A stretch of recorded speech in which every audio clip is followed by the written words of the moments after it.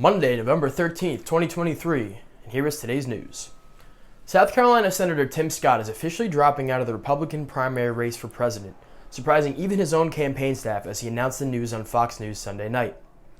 Senator Scott had been polling just above 2%, trailing even former New Jersey Governor Chris Christie. The Biden administration revealed that among the unknown number of Israeli hostages still being held by Hamas in Gaza is a 3-year-old American child whose parents were killed on October 7th. The information comes from a White House readout of a call between President Biden and Qatar's Sheikh Tamim bin Hamad Al Thani. An internal State Department memo obtained by Axios blasts President Biden's handling of Israel's war in Gaza, accusing the president of spreading misinformation and ignoring Israeli war crimes.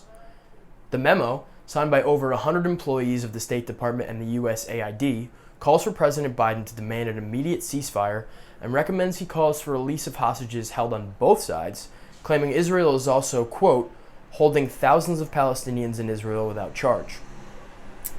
Stellantis, the automaker who owns Chrysler, Dodge, Jeep, and Ram, has announced its decision to try and buy out roughly half of its non-union white-collar workforce, according to an exclusive report from the Wall Street Journal.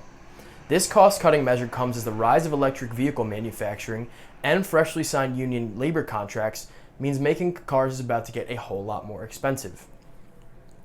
In the UK, former Prime Minister David Cameron is rejoining the government as Foreign Secretary, the British equivalent of Secretary of State, as current Prime Minister Rishi Sunak reshakes his cabinet in a bid to close the polling gap between his Conservative Party and the leading left-wing Labour Party. The shakeup also saw him sack controversial former Interior Secretary and far-right darling Suella Braverman, whose hardline anti-immigration rhetoric has made her a media lightning rod. Lastly, the Supreme Court is adopting a code of ethics following a series of scandals which drew scrutiny, most notably to Justice Clarence Thomas, who came under fire for accepting gifts from Republican donor Harlan Crow. While the adoption of the code marks the first official acknowledgement of such a standard in the Supreme Court, the justices claimed it was simply a formality to codify existing standards, claiming, quote, the absence of a code, however, has led in recent years to the misunderstanding that the justices of this court, unlike all other jurists in this country, regard themselves as unrestricted by any ethics rules. To dispel this misunderstanding, we are issuing this code, which largely represents a codification of principles that we have long regarded as governing our conduct. End quote. Critics claim the codification is largely toothless, with progressive group Take Back the Court claiming it, quote, reads a lot more like a friendly suggestion than a binding, enforceable guideline.